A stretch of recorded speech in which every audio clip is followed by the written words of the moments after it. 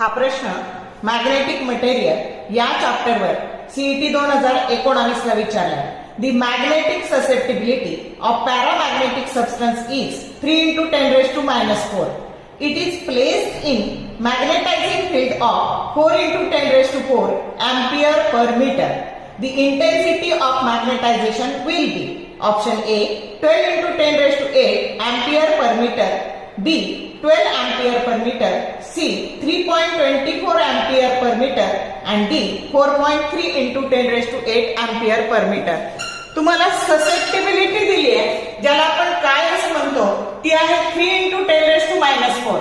त्याच्यानंतर magnetising फील्डची intensity H हे दिले 4 into 10 raised to 4 आणि मॅग्नेटायझेशन किंवा त्यालाच इंटेन्सिटी ऑफ मॅग्नेटायझेशन असं म्हणतात ते विचारलंय. मग मॅग्नेटायझेशनचा फॉर्म्युला असतो काय इंटू H म्हणजे ससेप्टिबिलिटी इंटू मॅग्नेटिक इंटेन्सिटी. मग दोन्हीचा फक्त गुणाकार करायचा आहे. 3 into 10 raised to minus 4 into 4 into 10 raised to plus 4. Plus minus काय झाले, कॅन्सल झाले.